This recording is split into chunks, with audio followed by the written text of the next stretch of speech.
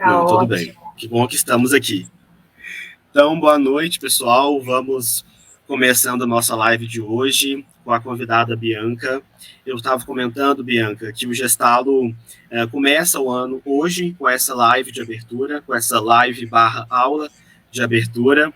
Me recordo que em 2020 você esteve conosco, né, no nosso primeiro ano de Gestalo, onde estávamos ali organizando o nosso grupo de estudo. Na época você conversou com a Poliana, nossa colega também nutricionista, e hoje você nos encontra um pouco mais organizados, mais estruturados enquanto grupo de estudos. Então, muito obrigado pela presença, estamos muito felizes pelo seu aceite, por estar aqui conosco, e espero que possamos ter uma noite aqui, a próxima hora, com muito conteúdo, e que você possa compartilhar conosco um pouquinho de sua experiência. Então, por gentileza, gostaria que você também se apresentasse e nós começássemos a conversa de hoje. Então, muito obrigada pelo convite, né? Pelo segundo convite. É muito gostoso receber um novo convite, né? De assuntos que nós já conversamos, né? De live nós fizemos. Então, para mim, isso representa um sinal de que o assunto é importante, o assunto foi bem recebido, né? E ter a oportunidade de falar novamente sobre o assunto é um prazer muito grande, então eu agradeço muito mesmo. Ainda mais sendo essa a primeira, né? A primeira aí da sequência de vocês de lives, então muito obrigada pelo convite. Então, eu sou a doutora Bianca Turno, eu sou fisioterapeuta, e eu desenvolvi um método para identificar e tratar a distorção da imagem corporal. Isso seria um resumo. Isso quer dizer o quê? Que eu levei uns 20 anos para conseguir chegar aonde eu cheguei hoje, né?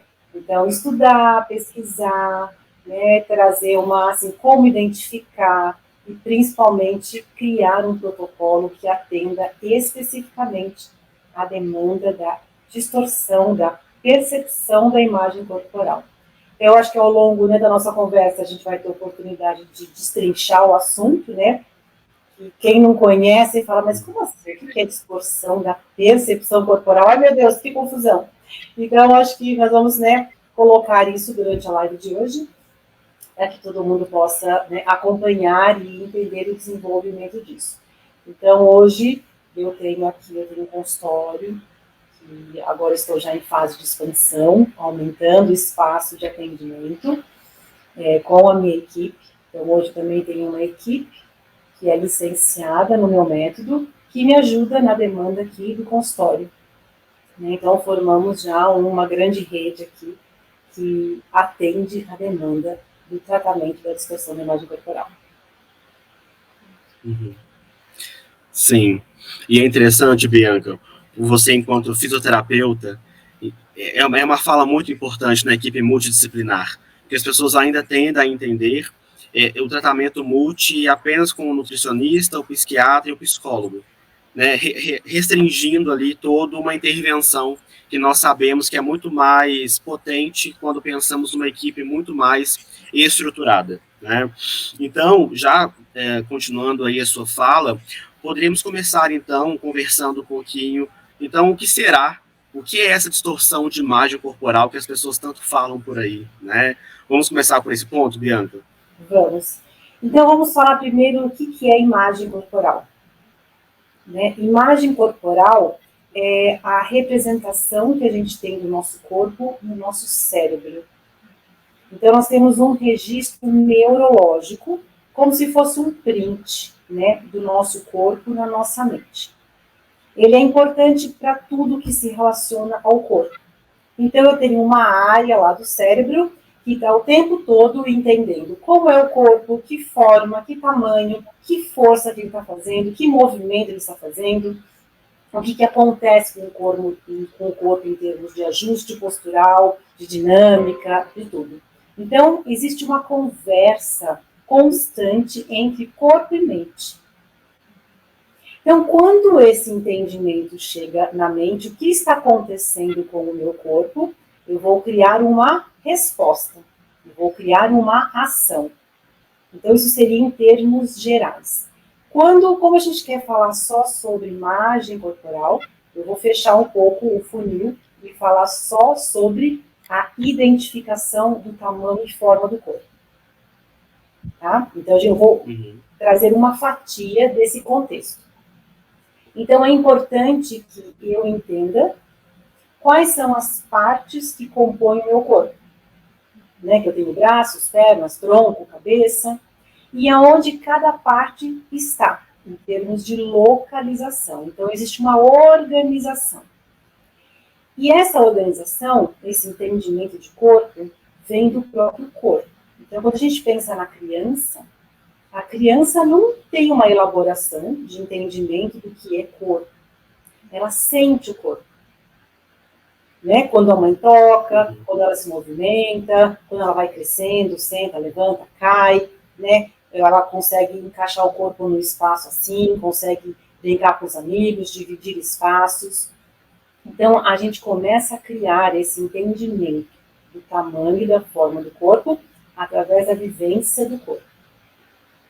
Tá? Então, a percepção, o toque, o movimento vai enviando informações através de receptores específicos para o cérebro para dizer, olha, o seu tamanho é esse, a sua forma é essa, o seu corpo funciona desta forma. Tá? Depois vem a elaboração. Ah, isso é um braço, isso é uma perna, esse é meu corpo faz isso, meu corpo é alto, meu corpo é baixo, né? Qual é o meu tamanho, qual é a minha forma.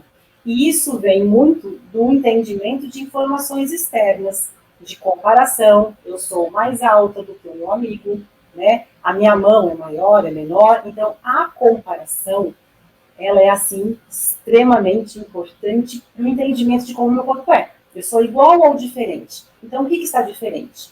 Né? E é aí que mora o perigo, a comparação.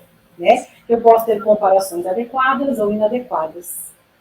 Então, eu posso construir o entendimento de um corpo que está tudo bem, adequado, ou não. Então essa construção do entendimento do meu corpo vai gerar uma imagem. E essa imagem depende da somatória dessas informações. Que a criança viveu pequena e depois a elaboração do entendimento e a comparação, aceitação, julgamento. Que vem de informações externas. O que vê na televisão, o que vê na mídia, o que vê nas redes sociais e o que é falado. Então a criança vai ouvindo tudo isso e ela vai tendo uma identificação. E essa identificação é que vai gerar essa representação do corpo no cérebro. Tudo bem? Então, é um mecanismo neurológico, ok? Então, a partir dessa imagem, desse print do meu corpo no cérebro, essa informação vai conversar com uma outra área do cérebro, que é a área do julgamento, das decisões. O que eu vou fazer a partir desta imagem que eu tenho do meu corpo.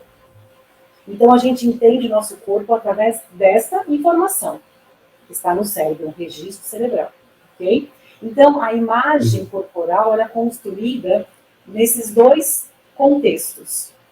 E entender neurologicamente como é o meu corpo, e a partir deste print, eu vou criar comportamentos, atitudes, decisões, aceitação ou não, insatisfação ou não. Então, eu tenho um componente que percebe, entende do meu corpo, e o componente do julgamento, o componente das atitudes. Então, a somatória dessas duas informações é que compõe a imagem corporal. Tudo bem até aqui? Sim. Isso é imagem corporal. Então, é um contexto que funciona concomitantemente. Eu não separo uma coisa da outra no dia a dia, porque é imagem corporal. São esses dois componentes conversando o tempo todo. Porém, como são áreas cerebrais distintas, que lidam com essas informações, eu consigo atuar clinicamente mais em uma área ou outra do cérebro. Porque as informações que chegam para a formação dessa imagem corporal vêm principalmente do corpo.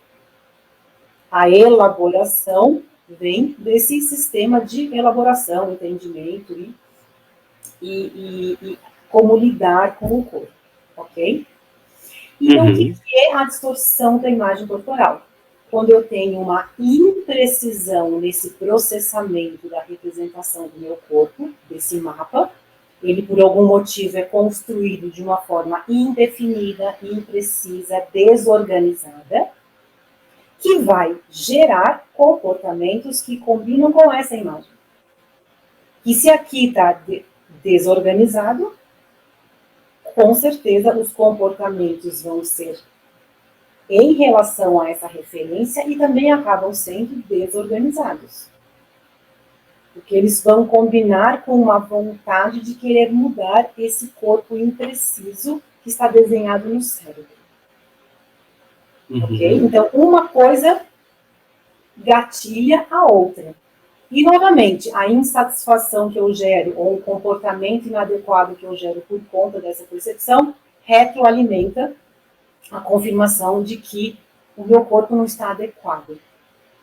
Então, é um sistema de retroalimentação. Então, quando a gente vai tratar a distorção da imagem corporal, nós temos que tratar os dois componentes que a constroem, que é a percepção do corpo e todas as atitudes que estão atreladas ao entendimento de como o corpo é.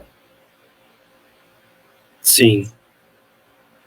Então, estou entendendo que essa percepção também cultural, ou seja, da sociedade, desse outro que convive no mesmo ambiente, no trabalho, então influencia diretamente nas próprias crenças que a pessoa desenvolve sobre ela mesma.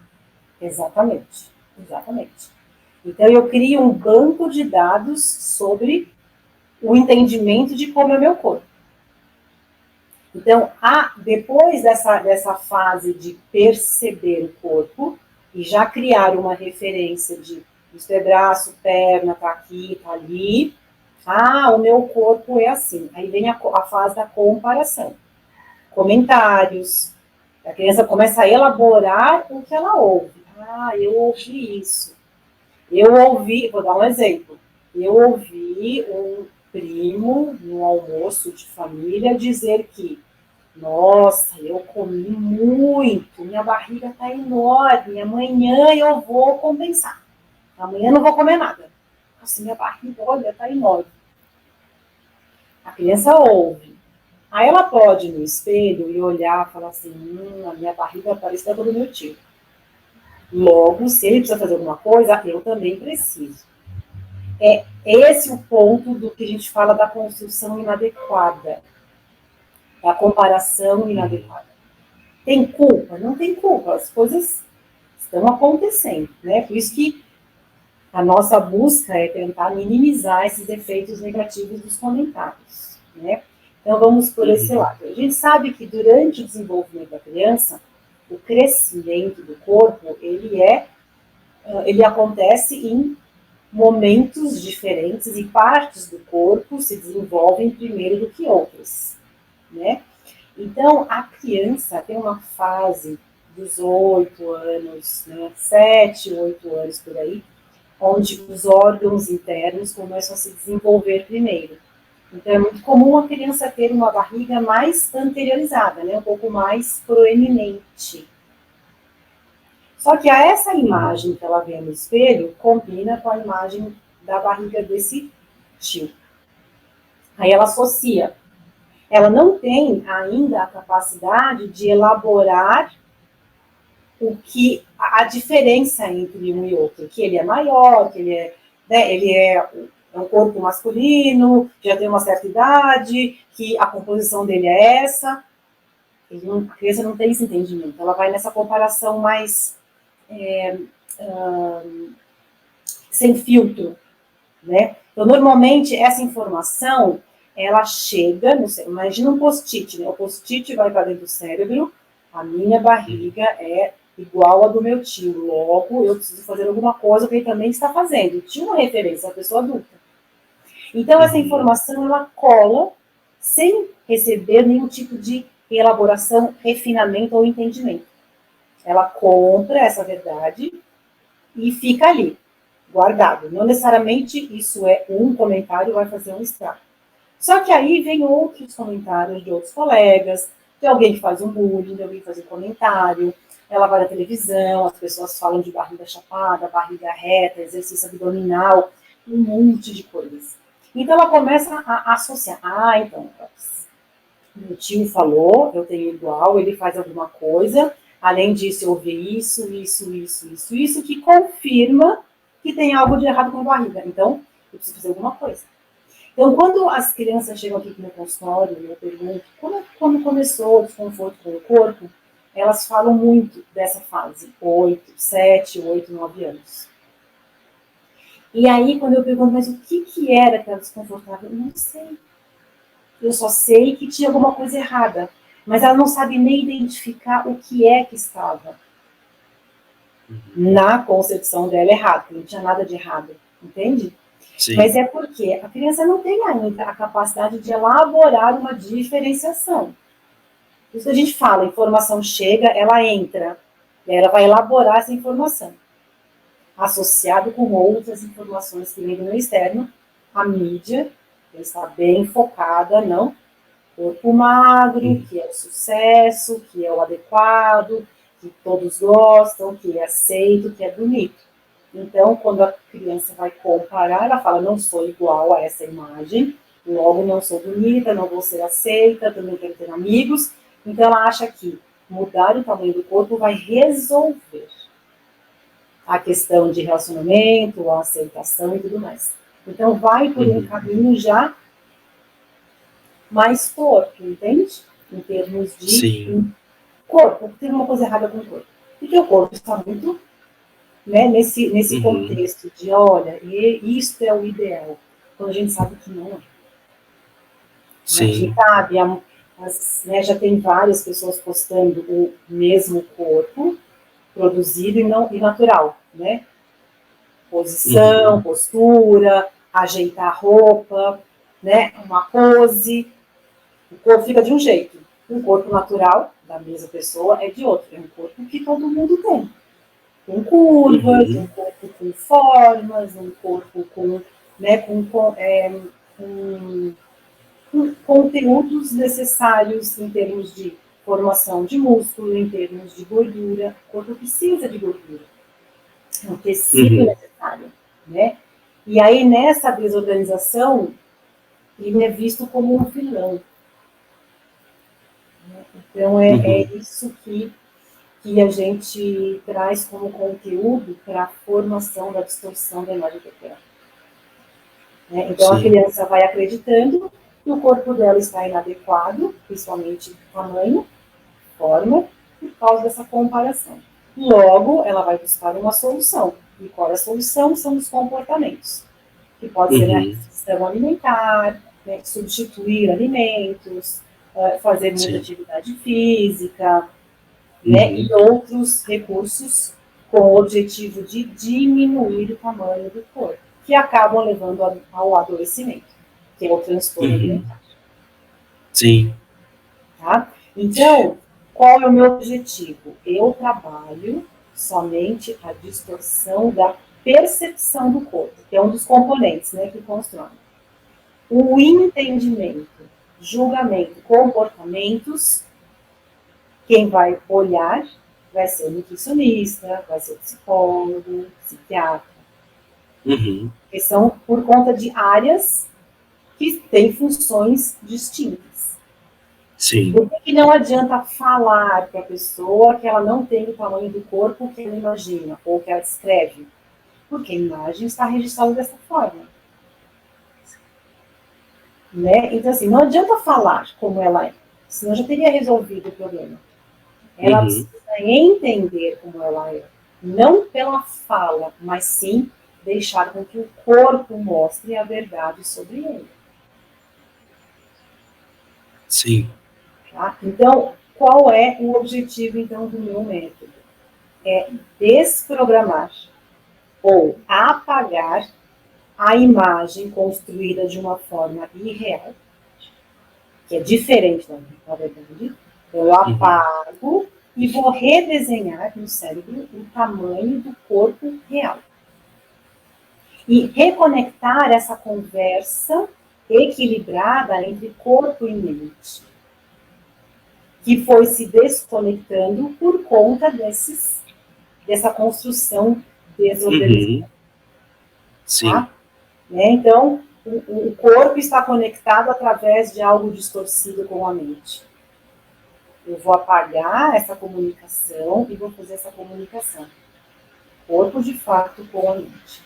Aí sim a pessoa vai entender que o corpo dela tem um tamanho, que é X, que esse corpo tem um limite, que esse corpo ele está contido dentro de uma forma de corpo diferente da forma que ela imagina. O corpo ocupa um espaço muito diferente do que o espaço que ela imagina. Sim. E aí também eu vou desconstruir várias crenças que foram construídas de forma também irreais sobre o corpo, para poder reelaborar um mapa novo, limpo, que corresponda exatamente ao que ele de fato é.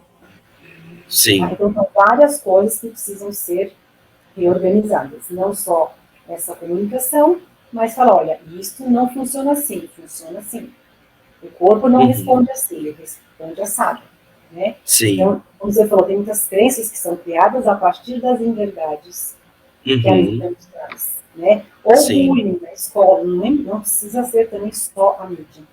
Mas o bullying na escola, ele é muito, muito, muito prejudicial. Muito. Ele acaba, desagrega, né? E também é bem perigoso. Estou falando muito já, né? Estou deixando você perguntar. Não, isso é ótimo, fale à vontade. Bianca, eu te ouvindo falar sobre essa intervenção, né, quase estrutural mesmo, né, quase neurológica, na verdade neuropsicológica, em relação a mexer nas crenças dessa pessoa. Então estamos falando também de uma reestruturação cognitiva também, certo? Porque nós estamos tentando com que ela entenda que tem várias influências ali que atravessam o próprio entendimento do corpo que ela tem, ou que ele tem, e que ela possa, então, de algum modo, repensar, como você disse, reorganizar esse mesmo corpo. É um pouco nesse sentido? Sim. É ressignificar, né? É entender que aquilo que ela acreditava que o corpo dela era, na verdade, não é. E aí, quando existe esse entendimento, essa ressignificação, esse reprocessamento, é mais fácil criar novos comportamentos. E vamos supor aqui que é mais fácil de entender. A pessoa é extremamente desnutrida, tem um corpo extremamente magro e acha que o corpo é extremamente grande, que ele ocupa um espaço muito grande. Então, fica mais difícil ela aceitar a renutrição pelo medo, porque ela pensa assim, se o pouco que eu como, eu já me percebo tão grande, se eu comer um pouco mais, eu vou explodir, vou ficar muito maior do que eu já sou. Então, quando eu ajusto o tamanho do corpo, o entendimento do tamanho do corpo real, independente se é para maior ou menor, tá? A distorção da imagem corporal, ela vai para todas as vertentes, me perceber muito maior, até me perceber muito menor. Então, tem uma variação aqui. Tá? E não perceber algumas partes do corpo também é uma consideramos distorção de imagem corporal. Tá? Mas é que é mais fácil explicar, esse exemplo fica mais claro, mas lembrando que vai para todas as variações. Tá? Então, esse corpo que ela entende muito grande, ele não pode um monte de coisas. Não pode comer, não pode vestir roupas decotadas, né? O corpo não pode ser visto, o corpo precisa ser escondido atrás de roupas escuras, largas, manga comprida, né? Camisetões. Esse corpo precisa fazer muita atividade física correspondente. Então é muito difícil você chegar para uma pessoa e falar assim, para de fazer atividade física, se você faz 5 horas por dia, vai fazer só uma. É desesperador. Porque se com 5 horas eu ainda me sinto grande, porque o cérebro me conta que eu estou grande, distorção perceptual. Assim, falar assim, não posso, é desesperador. Você precisa comer mais, né? Aumentar o aporte nutricional. É desesperador. Então, por isso que nós trabalhamos em equipe. Porque chega uma hora que a nutrição não consegue mais avançar porque o corpo impede. Uhum. Então, eu também ajudo a facilitar novos ganhos, novos entendimentos. Na medida em que a pessoa se sente segura, que o corpo é menor, que ele não deforma depois que come, que é uma das crenças muito comuns. Eu como, meu corpo deforma na hora. Lembra que a distorção fala assim, você está muito grande, você está enorme, você vai aumentar cada vez mais. Então, existe um pensamento ali dentro do corrente. Como se tivesse realmente uma outra pessoa falando dentro do cérebro. Ó, não come, já está enorme, está muito gordo, vai ficar gordo demais. Então, realmente é uma briga de pensamentos. Sim. Cérebro. Então, quando a gente ajuda o paciente a entender que o corpo tem uma forma e um tamanho diferente, dá a segurança de que ele não deforma depois que come, ele é um mecanismo facilitador para a mudança do comportamento. Aceitar melhor o corpo, aceitar comer mais. É possível criar novas referências de corpo e novos comportamentos. Sim. Porque o corpo real dela permite mais coisas do que o corpo distorcido. O corpo distorcido impede muitas coisas. O corpo que ela entende como ele pode muitas coisas. Entende? Sim. O corpo distorcido precisa de compensações, o corpo dela não precisa de tantas. Pode fazer atividade física 3 vezes por semana, todos os dias, dentro de um período, sabe, 1 hora, variar atividades e não aquela necessidade constante de que nunca é suficiente o que eu faço. Sim. Né? Então, me chamou muita atenção um comentário de uma paciente que no final da sessão, né, que ela já estava com um tratamento bem avançado, já tendo mais, né, entendimento da dimensão do corpo, ela falou assim, nossa, hoje eu posso ir para casa, ir direto para minha casa. Ir para o meu quarto, assistir televisão, fazer alguma coisa para mim. Eu não vou precisar passar na academia antes.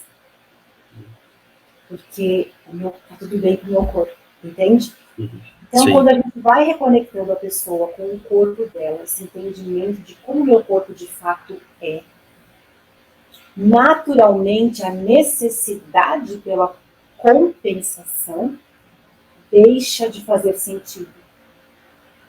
Isso que eu vejo assim todos os dias com os pacientes que passam aqui na clínica comigo e com a minha equipe. Eu não vou impedindo, ó, não faz. Porque eu sei que não dá. Ao longo do tratamento, a pessoa diz, nossa, eu não preciso mais disso.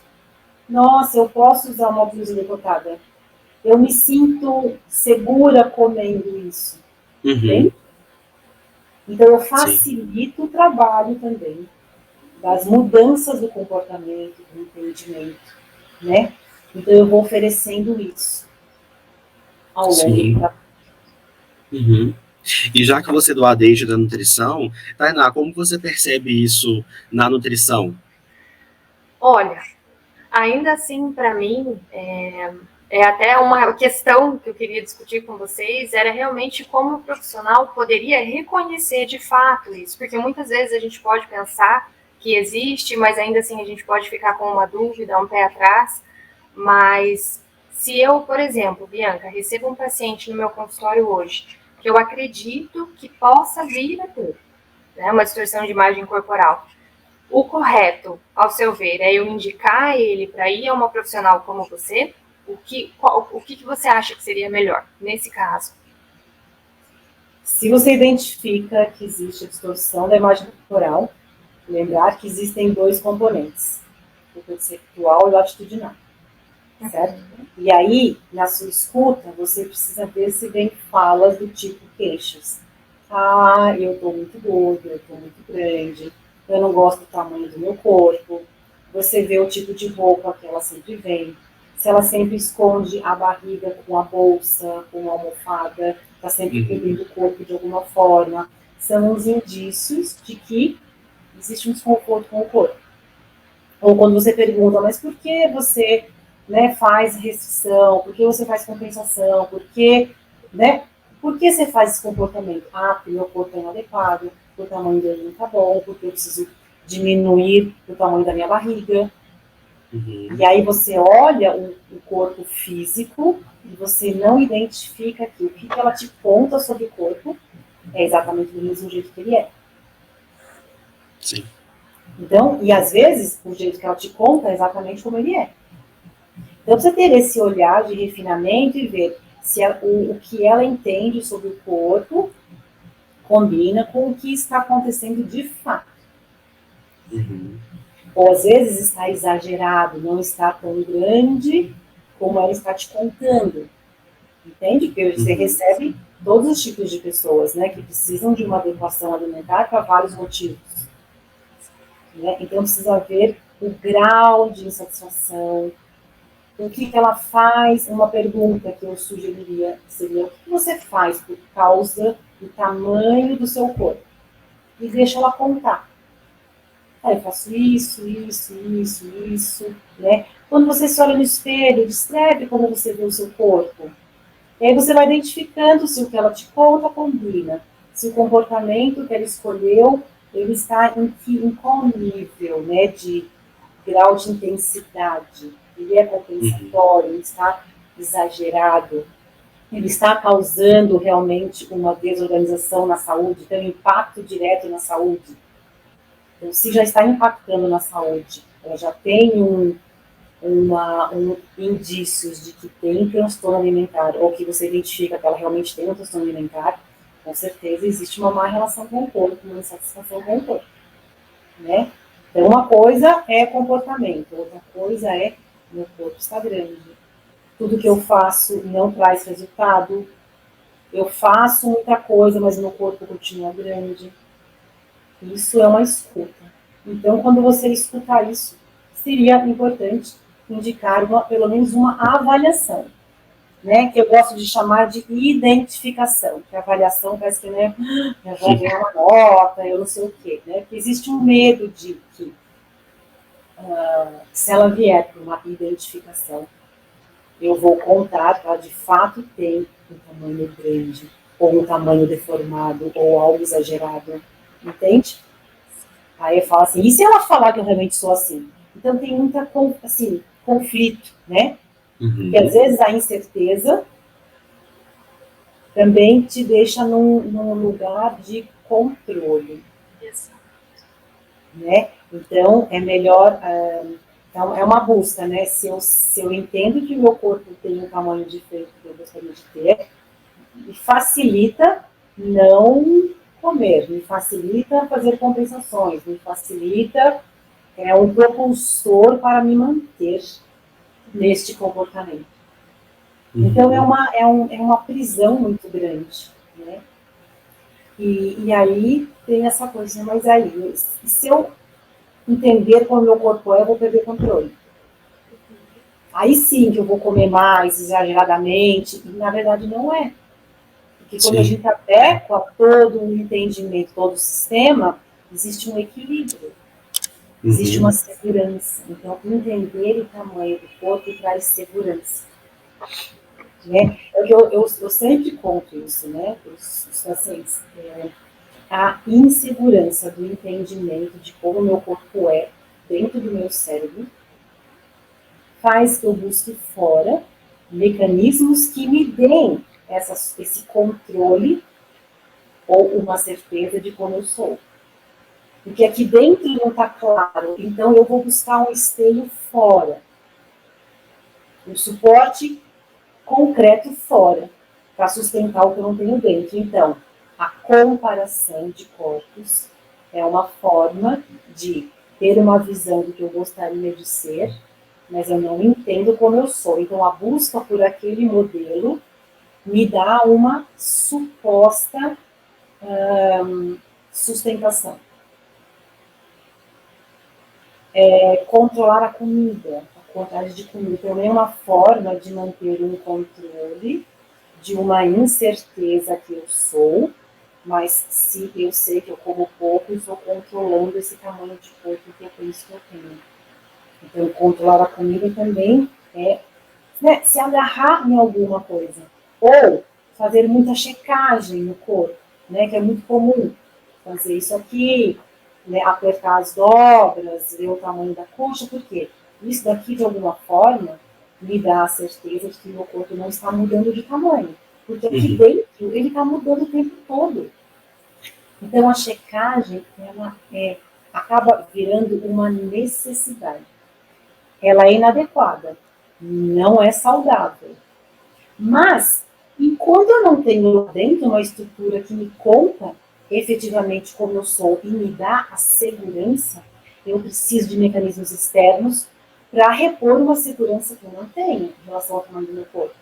Então, eu nunca, no começo do tratamento, eu conto isso para o paciente e falo, olha, eu sei por que você se checa o tempo todo. E isso, ao longo do tratamento, vai diminuir. Lógico, sempre, né, entendam que eu forneço até um X. O outro X é a união do trabalho de toda a equipe. Concorda? Eu ofereço uma coisa, o resto é uma nova reelaboração. Mas, quando eu começo a ter uma certeza do meu corpo, de que ele está contido dentro de um espaço que tem esse tamanho, essa forma, independente do tamanho do seu corpo, certo? Qualquer tamanho de corpo. Estou falando tanto da pessoa que está com extremo baixo peso, ou uma pessoa que está bem acima do peso. As pessoas que estão bem acima do peso também podem apresentar uma distorção da percepção e entendimento dos tamanhos do seu corpo. A pessoa pode perceber que o corpo é muito pequeno, ou tem um tamanho X, quando na verdade tem um tamanho muito maior. Ela não entende que o corpo dela está ocupando um grande espaço, ou que ela está muito acima do peso. Então, o corpo pode comer mais. Eu não estou tão grande assim, eu não estou tão acima do peso, o meu corpo não está da forma tão grande como as pessoas estão me contando. Porque aqui eu me entendo muito menor, então eu estou seguro. Tá? Então, eu estou falando das duas vertentes. Tá? Quando eu trago o entendimento do tamanho do meu corpo, eu tenho mais força para mudar o comportamento. É mais fácil entender como eu sou e mudar o que é real do que tentar mudar o que é irreal e nunca chegar no resultado. Então, a distorção da imagem corporal, tanto para maior quanto para menor, traz o quê? Sempre uma insuficiência de resultado dos recursos e ferramentas que foram escolhidas para tentar resolver o corpo. Então, o resultado nunca chega. Faço, e não chega no resultado, porque quando acerta, como é que é meu corpo? Continua assim, assim, assado, então vamos fazer mais. Por isso que o adoecimento vai acontecendo, porque um recurso não resolveu. Então, vamos juntar um outro recurso, que também não resolve. Então, a pessoa fala, eu fiz isso, mais isso, não está resolvendo, vamos buscar mais um.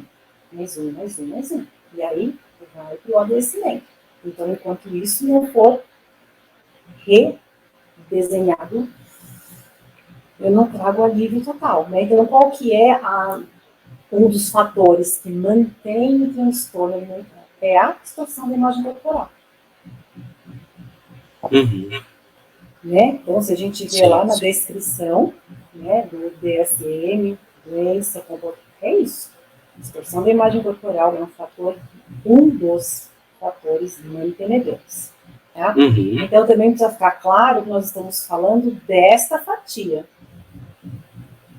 Existem outras vertentes relacionadas ao transtorno alimentar, né? Ele é multifatorial. Sim. E não está principalmente nesse contexto que a gente está falando. Existem outros contextos emocionais e vivências e experiências negativas ou não tão bem, né, elaboradas que também sustentam e mantêm o transtorno alimentar. Uhum. Senão parece que só resolver o tamanho do corpo já resolveu tudo. Resolve uma parte importante. Sim, né? Então, por isso que a gente precisa de um psiquiatra identificando todo esse contexto, né? Quais são as comorbidades, tem outras coisas que também acionam e mantêm o transtorno alimentar, e não só o corpo. Por isso, a importância de trabalhar numa equipe multiprofissional. sim. Cada um vai ver o seu papel, né? Uhum. Cada um executando o seu papel com excelência. Quem recebe o maior do lucro é o paciente. Com trabalhar certeza. nesse, sabe, nesse ajuste. E a gente tem uma intersecção, quando a gente fala de distorção de imagem corporal. O meu trabalho vai ter uma influência no deles e o deles no meu. Então, é uma conversa que precisa estar alinhada o tempo todo. Uhum. Sim. Entende? É super importante esse refinamento, esse alinhamento, né? Estar sempre discutindo com a equipe o que está acontecendo. Uhum. E Bianca, quando você cita os fatores mantenedores, na psicologia sempre me causa muita curiosidade a linguagem. Como que as pessoas utilizam a linguagem para poder falar sobre elas mesmas, ou sobre o outro também. Então, pensando nessa influência cultural na linguagem que todos nós sofremos para mais ou para menos, é interessante como que as pessoas aprendem a falar do próprio corpo como objeto. Então, se é um objeto, eu posso manejar como eu quiser. Eu posso pegar esse objeto e jogar na academia 5 vezes por semana. Eu posso pegar esse objeto e fazer com que alimente ou não esse objeto. E parece que é uma distorção mesmo, porque o corpo não é objeto, o corpo é uma vivência, o corpo é uma experiência de vida. Né? Então, acho que eu sempre fico muito atento a essa linguagem, como que as pessoas estão falando sobre elas mesmas e sobre os outros. Porque enquanto as pessoas, quando você fala dos mantenedores, né? Enquanto as pessoas continuarem entendendo que aquilo tudo ali, toda aquela experiência é um objeto, parece que estamos sempre no mesmo lugar. Né? Então, essa relação do objeto e do sujeito com a experiência e com a vivência me parece algo pertinente também dessa fase, né? Sim, sim. É que o corpo foi sendo minimizado apenas nesse contexto. Ele é um tamanho, peso e forma. E se fechou. Você falou, tamanho, peso e forma é algo muito concreto, né? Então eu posso manejar. Só que o corpo ele é muito mais do que isso, né? O corpo é muito amplo, né? Todas as nossas capacidades motoras, né? O funcionamento de todos os órgãos internos, né? Essa comunicação que o corpo tem o tempo todo, de cuidar da gente, dele se adaptar ao meio, dessas inúmeras funções que nós exercemos, né? Ver, ouvir, falar, mexer. O corpo está em constante trabalho a nosso favor. E aí tudo isso parece que não existe mais. Eu preciso só me adequar a um tamanho de forma, um cabelo, uma cor, não posso ter mancha, não posso ter isso. Porque a vida real não é isso. A vida real não é assim. O corpo está em constante mudanças, né? Ele é que nem assim, eu gosto de falar que, sabe, as ondas do mar, aquela marolinha, né? Tem horas que sempre quando um órgão interno está em funcionamento, existe uma modificação do volume abdominal. É diferente de eu engordei ou eu criei gordura. Quando a bexiga está cheia, parece que a barriga é desse tamanho. Mas não é, o órgão está falando para a mente. A bexiga está cheia, você precisa esvaziar. Só que enquanto a bexiga está cheia, ela ocupa um volume maior dentro da cavidade abdominal. Vai ter uma mudança de tamanho, mínima. Mas a impressão assim, vai fazer xixi. Aí você vai, quando esvazia a bexiga, tudo volta ao normal. Então, eu preciso dessa flexibilidade na região abdominal, os órgãos terem espaço para funcionar. Por isso que eu não tenho costelas na barriga. Porque senão ia quebrar toda hora. Nessas modificações. Ia ter dor, né? Dói a articulação, inflama, aí haja tratamento, né? Sim. Água, remédio. Então, por quê? Porque a dinâmica dessa região é assim. E a gente pode acordar com a barriga de um tamanho e dormir com outra. Isso é natural. Sim. Mas é diferente de criei gordura. Ganhei tamanho, deformei. Então, a funcionalidade dos órgãos internos, ela tem uma responsabilidade no entendimento também, que começa a ficar distorcido por conta das crenças, que não pode ser assim, que a barriga tem que ser reta. Gente, os órgãos internos são todos arredondados. Barriga reta não combina com órgãos arredondados. É que nem querer encaixar uma parede numa pedra, não encaixa. Então precisa ter isso. Mas tem. Aí começa, mas tem gente que tem, mas tem gente que não sei o quê. Mas quem são essas pessoas? Qual a relação que elas têm com o corpo? O que é adequado? O que não é? Você trabalha com o quê? Né? Então, pessoas que são esportistas, que são, né, são competidores, eles precisam de um corpo, um músculo adequado àquilo, à especialidade, né? Mas é uma vivência, né? A maioria das pessoas não são atletas. Então, o corpo tem necessidades diferentes no dia a dia. Né? E eu sei que isso acaba virando muita confusão, entendeu? Sim. E fora as imagens que são modificadas, gente, né? Isso cria uma irrealidade. Sim. E também temos uma outra vertente, né? As pessoas que estão dentro das academias buscando um corpo perfeito, marombado, cheio de músculos, muitas vezes também tem uma distorção de imagem corporal, porque o corpo nunca está suficientemente musculoso. Então eu preciso mais. Isso também não é o mais adequado. Né? Então, em todas as áreas, nós podemos ter, sim, uma influência da distorção da imagem corporal ditando os nossos comportamentos. Você precisa fazer alguma coisa para mudar algo que você não está enxergando de forma adequada. E tratar a distorção da imagem corporal é libertador. É assim, todos os pacientes, quando tem alta, falam que o tratamento é libertador. Porque é uma prisão viver na demanda da necessidade de uma resposta corporal. Sim. Seja dentro do transtorno alimentar, seja dentro de pessoas que buscam muitos recursos estéticos para mudar o corpo, ou na academia. Né? Não estou dizendo que todo mundo que está na academia, todo mundo fez, eu não estou generalizando, que todo mundo tem. Né? Nós temos graus de distorção de imagem, que podem gerar comportamentos inadequados ou não. A maioria das pessoas tem uma certa imprecisão de entender o tamanho do corpo, mas não necessariamente isso gera um adoecimento, entende? Por isso que uma avaliação adequada traz respostas. Tenho, não tenho. Está tudo bem, não está? Posso ajustar uma coisa ou outra, ou eu preciso de tratamento? Em que lugar eu estou? Eu estou no adoecimento ou não? Tá?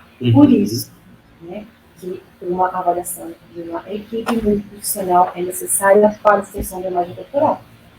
Sim. E até a indústria também prejudica muito isso, porque às vezes você não consegue identificar, porque você vai em uma loja, é um tamanho de roupa. Chega em outra, é outro tamanho. Chega em outra, é outro número, né? Eu mesma já vivenciei várias vezes isso, e você vai numa marca, o teu número é tal, você chega ali, você pede o mesmo número, não entra, não passa nem na tua perna, né? É outro completamente diferente. Então, até aí a gente consegue ter uma coisa que barra a gente de conseguir realmente entender como é o nosso próprio corpo. Sim, isso é muito... Então, assim, nem a indústria da roupa, né, não existe um modelo de roupa que é confeccionado para o corpo A, B, C, D. Estruturalmente, temos 4 formas corporais, né? Então, bastaria ter 4 modelos de roupa que se adequem a esses modelos raiz. Só que a variação é tão grande que não existe um tamanho que representa sempre a mesma forma das pessoas. Então, realmente, isso vira uma confusão. Uhum.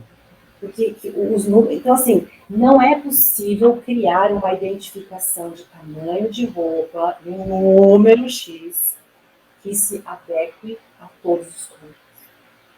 Isso é uma Sim. variação tão grande. Uma confecção, e essa roupa se ajusta muito bem ao meu corpo, a outra confecção não. Porque não existe uma unanimidade. Não foi possível chegar nisso. Por quê? Não existem dois corpos iguais. Não existem dois corpos iguais. A genética já é diferente de Uhum. cada um. Podem ser parecidos, iguais. Não, nem gêmeos têm o mesmo corpo. Sim. Tem diferença em gêmeos. Uhum. Então, irmãos da mesma família são diferentes. Então, a pessoa quer ter o corpo de uma outra família, né? De Sim. uma outra pessoa, que tem uma Uhum. composição genética de inúmeras variações. Então, realmente trazer o entendimento. Então, eu acho que essas lives que a gente pode oferecer o tempo todo ajudam a despertar um outro olhar, uma escuta, é verdade, eu estou Sim. fazendo isso, eu reconheço isso, deixa eu investigar, deixa eu buscar, né, ajuda, né, hoje nós temos muitos profissionais muito bem, né, que entendem muito bem o que é retenção alimentar, né, e hoje em dia, Uhum. graças a Deus, tem bastante conteúdo, acho que a gente tem muito mais entendimento disso, Sim. nós temos propriedade para lidar do que há muitos anos atrás. Uhum. Então, eu vejo muitos pacientes que chegam indicados de outros profissionais e falam, olha, eu identifiquei isso em você, eu não tenho conhecimento para isso, vai buscar ajuda especializada, vai para esse caminho, conhece essa pessoa, e um vai indicando para o outro. Então, eu fico muito feliz de ver que existe esse movimento também, né? Olha, essa área não é minha, tem alguém que te ajude. Mas por quê? Porque nós estamos falando mais, né? Estamos pesquisando mais. Tem mais pessoas falando conteúdos bons e Sim. construtivos, né? Uhum. Como esse que nós estamos fazendo aqui para vocês. Exatamente. E Bianca, como uma última reflexão, uma última pergunta, na verdade, vocês comentaram agora sobre a indústria, né, de roupas e a forma corporal. Baseado na sua experiência, como que você pensa em essa relação, esse uso das redes sociais, e como que isso pode impactar para mais ou para menos essas pessoas em relação às suas próprias crenças do próprio corpo, assim, o que você tem percebido na clínica, nas suas vivências, na sua prática? Olha, o que eu percebi foi que na pandemia houve uma desorganização muito grande desses conceitos de beleza que trouxe muito adoecimento. Eu nunca trabalhei tanto quanto na pandemia. Uhum. Porque as pessoas estavam muito mais dentro de casa, nas redes sociais, se vendo muito mais, se comparando mais. Porque vinham muitos memes, né? A gente viu na época, até eu coloquei alguns, né? A Sim. pandemia, as pessoas vão engordar, as pessoas vão ficar enormes, o corpo vai deformar, que vão ter compulsão alimentar, que, né? Então, aí, quem já está um pouco inseguro com o corpo, fala, ai meu Deus, eu também estou parado, eu também estou não sei o que, desagrega. Então, eu acho que, sim, as redes sociais, elas geraram uma toxina corporal. Uhum. Né? E muitas pessoas que têm, né, postam esses estilos de vida saudável, no fundo, não vivem o que elas postam. Uhum. Né? Ah, mas ela postou lá que ela come X. Mas será que ela comeu? Foi só uma foto. Exato. Né? Então, é o momento da foto, né? É o momento do corpo. Né? E a gente não sabe se essa pessoa também já está dentro de um pensamento mais adoecido, que vai desenvolver um transtorno alimentar ou uma insatisfação muito grande com o corpo, com buscas, com receitas milagrosas, que às vezes Uhum. no dia a dia não correspondem à verdade, vamos criando histórias, né? Sim. Lógico que eu não gosto de generalizar, né? Não é todo mundo, né?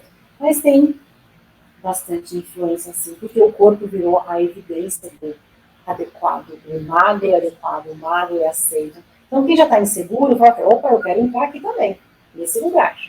E se o meu corpo estiver assim, também seria aceito. Na verdade, não é assim. Uhum. Então, eu acho que as redes sociais, sim, tiveram uma grande influência negativa, principalmente nas crianças e nos adolescentes. A gente tem que lembrar que essa faixa etária é uma faixa etária que está em construção.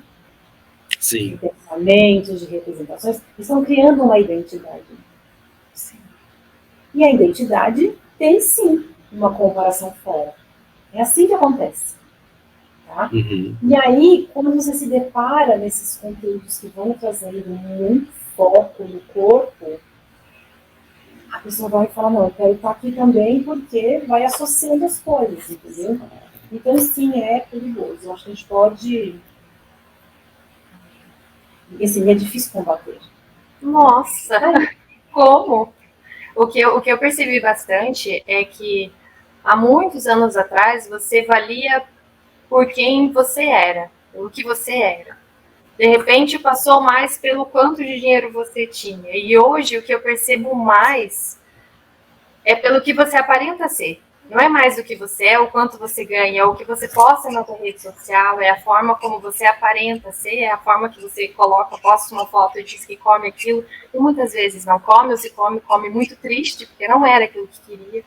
Então eu tenho percebido muito isso, sabe? A tal da aparência mesmo, que nem sempre é verdadeira, principalmente na rede social. Sim, gente, sim. Sim, tem os filtros, gente. Não precisa nem muito longe, muita produção, né? Sim. Colocou o filtro, pronto. Passou. Né? Sim. Eu que sei muito pouco, assim, eu sou assim, eu sei muito pouco, assim, aqui, como mexer nessas coisas. Eu sei colocar um filtro. Sim, eu sei colocar um filtro. Imagina quem tem, essa adolescência tem uma habilidade, né? Você fala assim, eu não sei fazer. Ó, como você fez? Não sei nem explicar, fiz. Uma facilidade, né, de chegar nos lugares. Então, assim, eu que sei nada, consigo botar um filtro que muda tudo. Imagina a gente que tem mais, né, destreza, mais habilidade. Gente, muda filtro, tá bom, e fica perfeito. Não parece que é real, parece real, né? Então, olha que capacidade de criatividade as pessoas têm, né? Usa também para fazer outras coisas, né? Tá ali, a habilidade tá ali, né? Mas é um assunto ainda para... É bem denso, né? Sim. Enfim. Então, cabe a nós orientar os nossos, as pessoas que nos procuram, de qual é o melhor caminho a seguir. Né? E eles conseguem. Eles conseguem. Identificam que as redes sociais XYZ que realmente não fez. Mas é tudo uma desconstrução, uma renovação, uma readequação, né? Que vai acontecendo ao longo do tratamento. Né? Sim. Bom, vamos finalizar a nossa live de hoje. Eu acho que passamos por assuntos aí muito importantes. Bianca, como sempre, impecável, foi muito didática, já te acompanho há muito tempo nas redes, inclusive. Que bom que você aceitou estar conosco novamente. E para a gente é muito importante ter pessoas como você, referência, nos ajudando também a estruturar o nosso grupo, compartilhar mesmo um pouquinho da sua experiência, para que nós possamos falar cada vez mais para as outras pessoas, né, divulgar conhecimento científico validado, ético, isso é muito importante. Então, eu só tenho a agradecer mesmo, não tenho muito o que falar, assim, muito boa como sempre, impecável como sempre, muito obrigado pela disponibilidade, pela gentileza, espero que possamos estar juntos aqui no outro momento. Gente, prazer tê-la aqui. Pode falar. Um prazer tê-la aqui com a gente. Gente, olha, é um prazer, foi muito meu, né? Mariana, de nada, estou à disposição, obrigada, Cássia. Estou à disposição de vocês também, se quiserem outras. Nossa, eu estou super à disposição, eu adoro falar, vocês viram, né, que eu falo pouco, uma dublagem maravilhosa, obrigada. Estamos à disposição de vocês. Se tiver perguntas, se quiserem me mandar depois, eu responder, fiquem à vontade. Gente, um prazer estar aqui, uma boa noite a todos. E mais uma vez, assim, muito obrigada pelo convite. Eu adoro falar com vocês. A gente que agradece. É recíproco. Um abraço, Bianca. Boa noite. Um abraço, gente. Boa noite. Tchau, tchau. Tchau.